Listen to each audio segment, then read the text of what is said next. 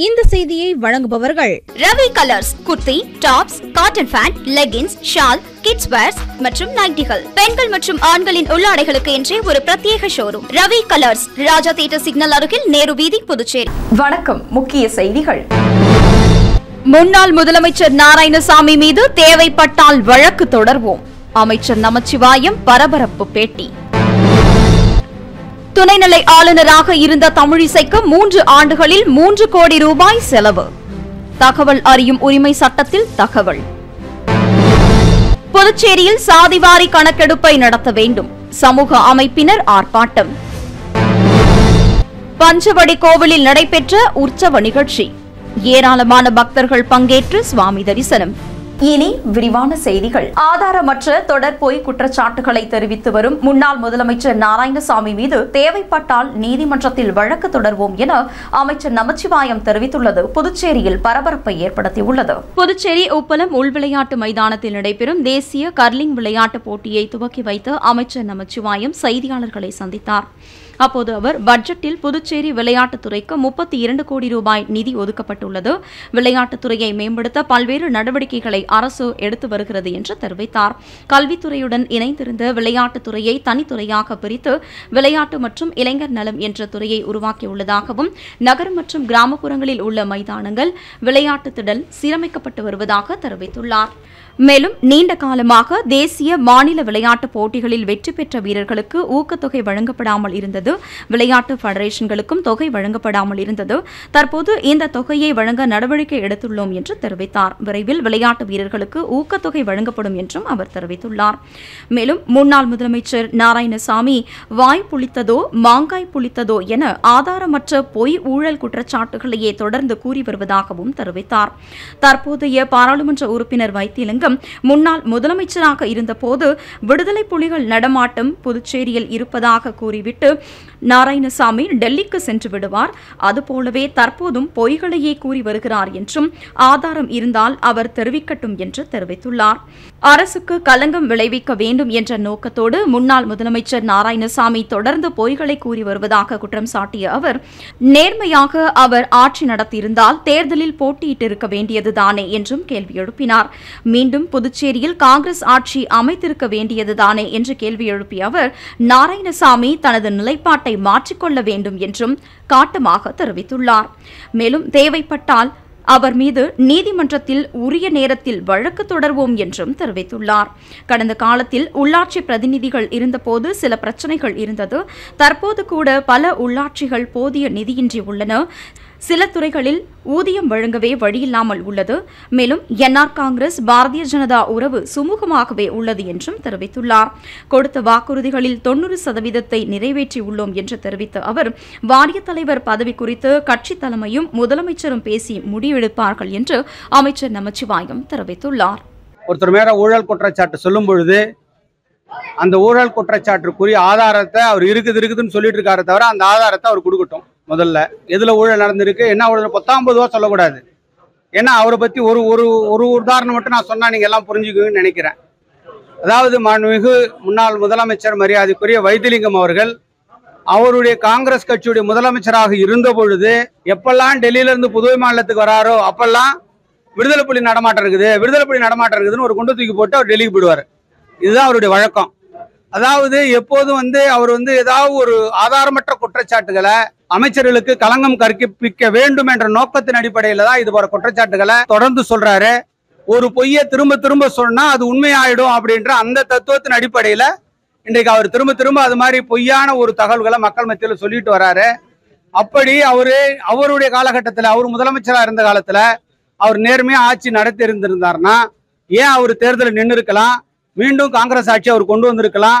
ஏன் அதெல்லாம் கொண்டு வர தவறினார் அவரு? அதெல்லாத்தையும் விட்டுவிட்டு இந்த அரசு இன்னைக்கு நல்லா நடந்துட்டு இருக்குது. இன்னைக்கு மக்களுக்கான திட்டங்கள் இன்னைக்கு போய் சேர்ந்துகிட்டு இருக்குது. கிட்டத்தட்ட 90% திட்டங்கள் இன்னைக்கு மக்களை போய் அடைஞ்சுகிட்டு இருக்குது, சேர்ந்துருக்குன்ற அந்த வைத்தறிச்சல இன்னைக்கு சொல்லிட்டு இருக்கிறாரு. புதுச்சேரியின் முன்னாள் துணைநிலை ஆளுநராக இருந்த தமிழிசை சவுந்தரராஜனுக்கு 3 ஆண்டுகளில் 3 கோடி ரூபாய் செலவு செய்துள்ளதாக தகவல் அறியும் உரிமை சட்டத்தில் தெரிவிக்கப்பட்டுள்ளது. தமிழக பாரதிய ஜனதா கட்சி தலைவராக இருந்த தமிழிசை சவுந்தரராஜன் கடந்த 2019 ஆண்டு செப்டம்பர் 8 தெலுங்கானா மாநிலத்தின் முதல் பெண் ஆளுநராக பதவியேற்றார். கடந்த 2021 புதுச்சேரி மாநில துணைநிலை ஆளுநராகவும் அவருக்கு கூடுதல் பொறுப்பு வழங்கப்பட்டது. அவர் தனது ஆளுநர் பதவியை கடந்த மார்ச்சில் ராஜினாமா செய்து தேர்தலில் போட்டியிட்டார்.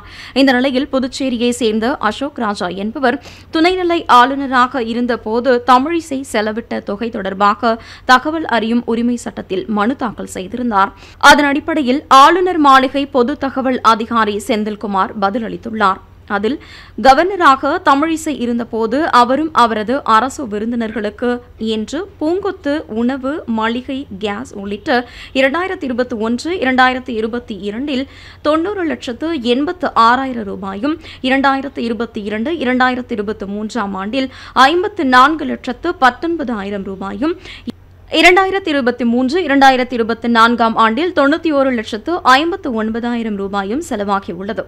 துணைநிலை ஆளுநர் மற்றும் அவரின் அணிவகுப்பு வாகனங்களுக்கு எரிபொருள் பராமரித்தல் உள்ளிட்ட செலவுகளுக்கு தகவல் அறிவும் உரிமை சட்டத்தின்படி 2021-2022 எரிபொருள் மற்றும் பராமரிப்பு செலவாக 30,71,000 ரூபாயும் 2022-2023 21,19,000 ரூபாயும் 2023-2024 ஆண்டில் 10,95,000 ரூபாயும் செலவாகியுள்ளது.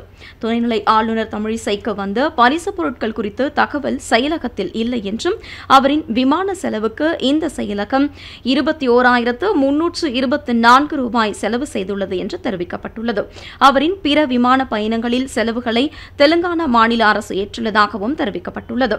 மொத்தமாக கடந்த 2021-2022 1,21,00,000 2022-2023 75,38,000 ரூபாயும் 2023-2024 ஆண்டில் 1,02,00,000 செலவிடப்பட்டுள்ளது என்று தெரிவிக்கப்பட்டுள்ளது.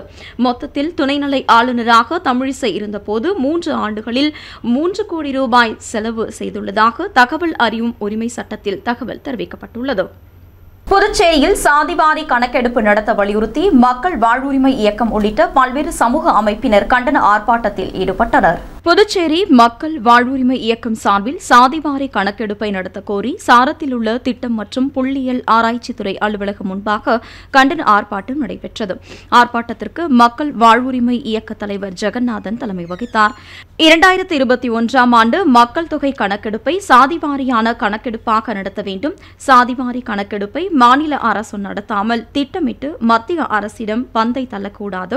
சமூக நீதியை கல்வி, வேலைவாய்ப்பில் நிலைநிறுத்திட சாதிவாரி கணக்கெடுப்பை போர்க்கால நடவடிக்கையில் நடத்த வேண்டும் என கோரிக்கைகளை வலியுறுத்தி கோஷங்கள் எழுப்பப்பட்டது.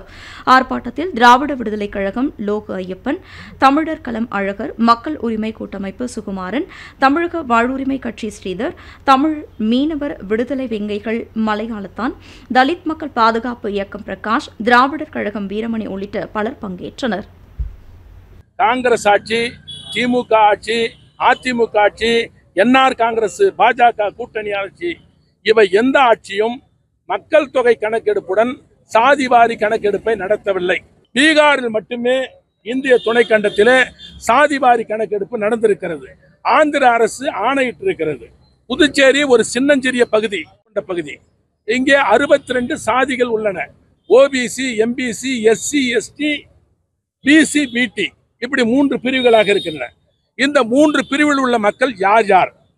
ஒரு சமூக நீதியை பாதுகாக்கிற அரசு என்று சொன்னால், ஒரு இடஒதுக்கீடை அரசியலமைப்பு சட்டப்படி கொடுக்க வேண்டும் என்று சொன்னால் சாதி ரீதியாக கணக்கெடுப்பு நடத்த வேண்டும். எஸ்சி, எஸ்டி மக்களுக்கு மட்டும் 10 ஆண்டுகளுக்கு ஒரு முறை இடஒதுக்கீடுக்கான கணக்கீடு நடத்தப்படுகிறது. அது சரியானதுதான். ஆனால் அதே விஷயம் எஸ்சி அல்லாத மக்களுக்கு, ஓபிசி மக்களுக்கு இடஒதுக்கீடு, குறிப்பாக 80 விழுக்காடு புதுச்சேரியில ஓபிசி மக்கள் இருக்கிறார்கள்.